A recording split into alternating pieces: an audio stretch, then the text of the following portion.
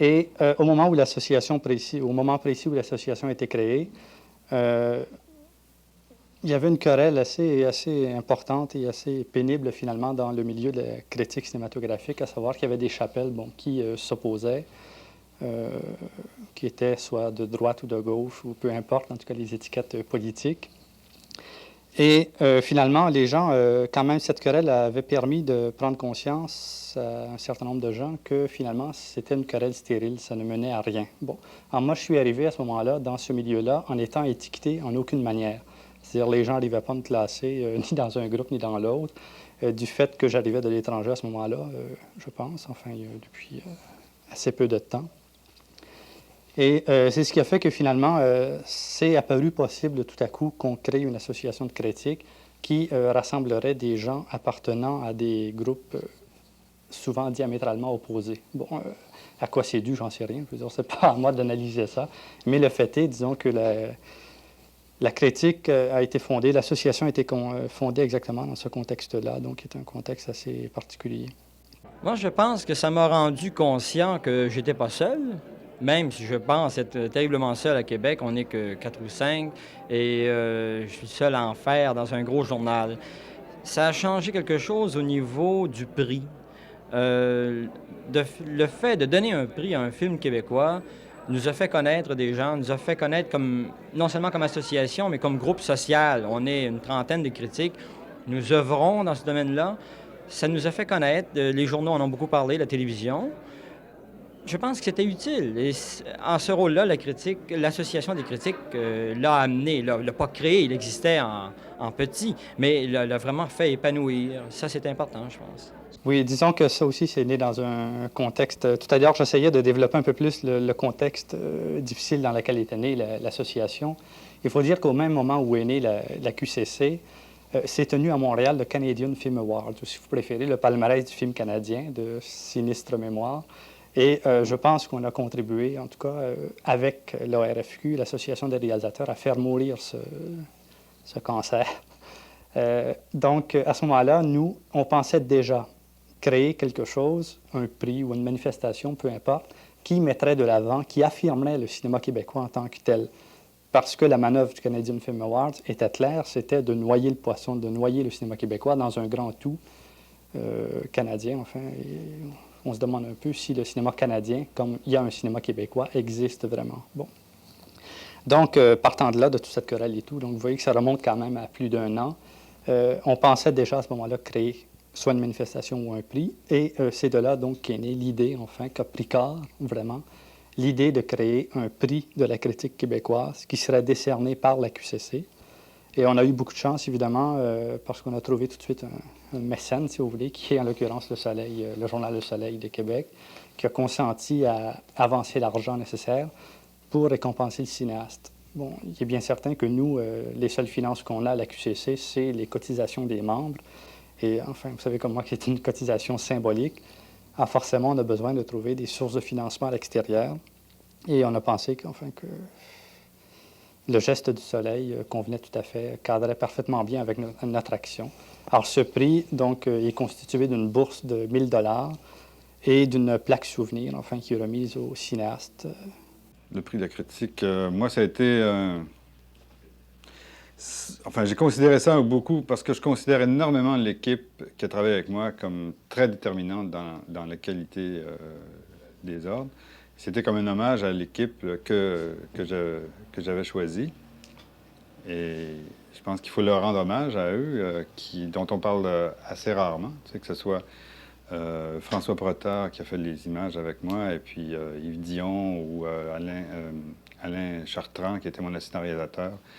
Et tous les autres, et Serge Beauchemin qui a fait le son. Si le film est comme ça, c'est à cause de ces techniciens qui composent l'équipe qui crée le film. Tous, à partir du dernier jusqu'au premier.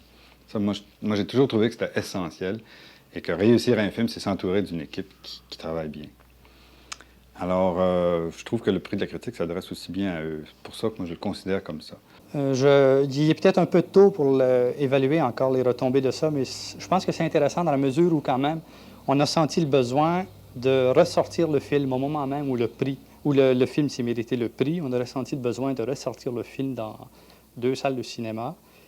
Et le film est aussi, je ne dis pas qu'il y a une relation de cause à effet à y voir, mais le film est quand même assuré d'une large diffusion maintenant en Europe, apparemment, et je ne sais pas qu'est-ce qui va suivre. Évidemment, ce n'est pas dû simplement au fait qu'il a obtenu le prix de la critique, remettons les choses en place, mais je pense que ça n'a pas nui. Et, de toute façon, cette année, c'était vraiment le film qui se distinguait, je pense, aisément de l'ensemble québécois.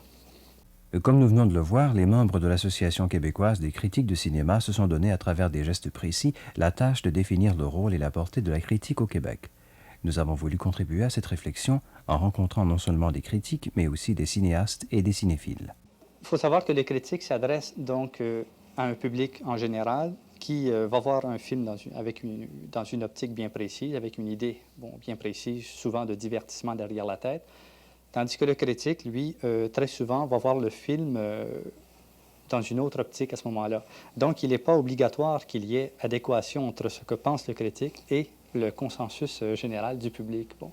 Et ça, dès que ce consensus n'est pas établi, la plupart du temps, on dit que le critique fait mal son travail, ce qui est pas vrai. Je veux dire, c'est deux choses tout à fait différentes.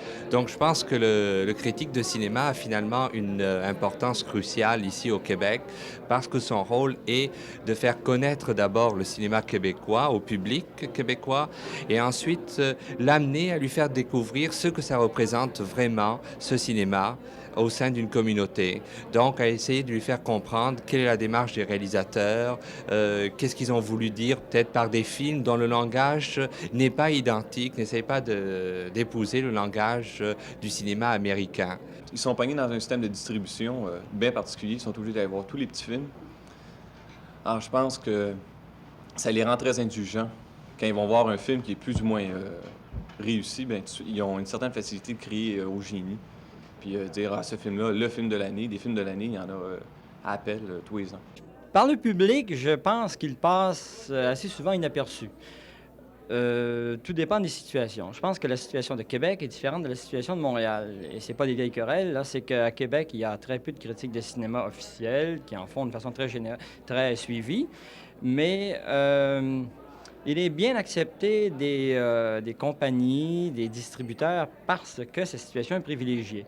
Moi, je trouve que la critique fait un travail qui est intéressant, peut-être sur le plan esthétique ou sur le plan des mécanismes de production du cinéma.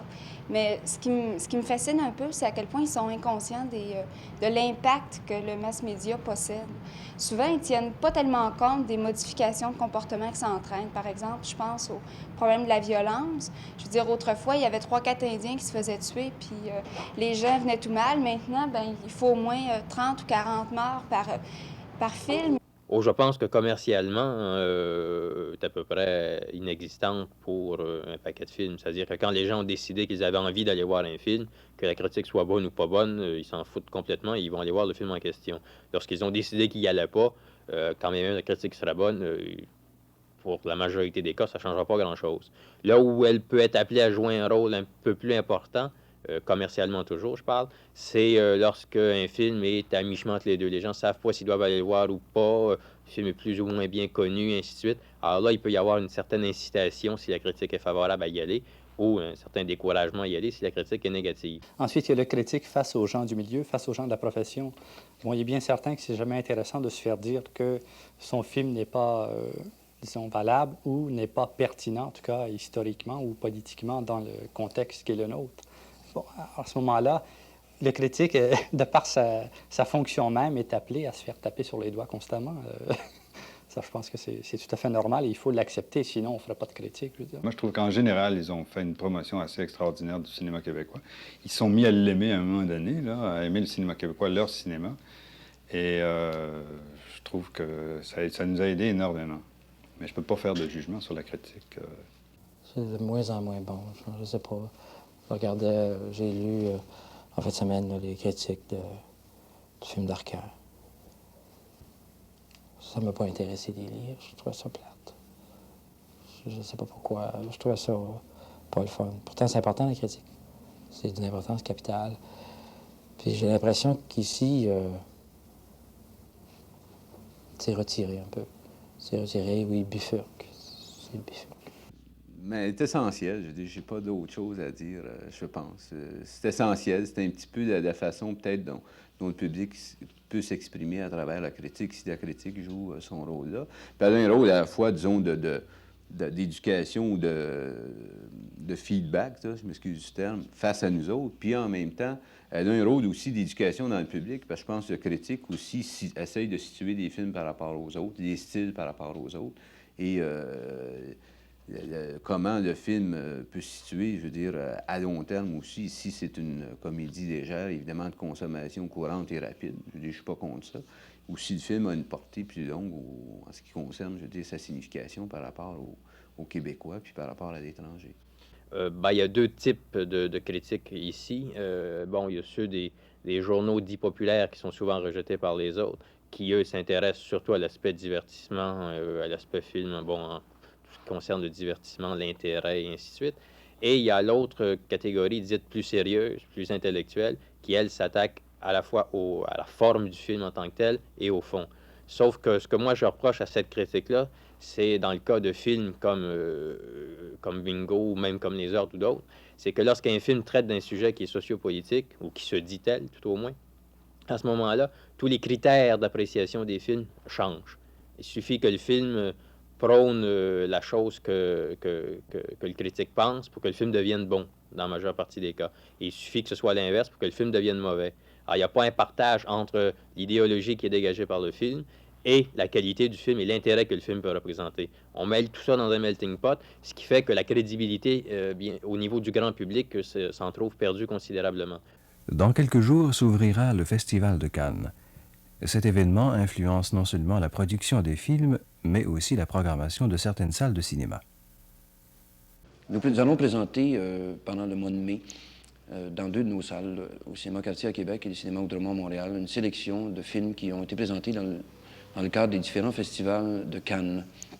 Puisque le festival se déroule cette année du 9 au 23 mai, on a pensé à cette idée de présenter les différents grands prix, des prix d'interprétation, des prix de réalisation, des prix du jury, mais aussi des films qui ont été simplement sélectionnés pour être présentés à Cannes, des films qui n'ont pas gagné de prix.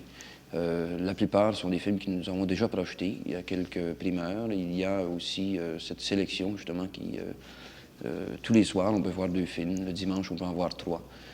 Et il me semble, en fait, que c'est quelque chose à suivre et à voir.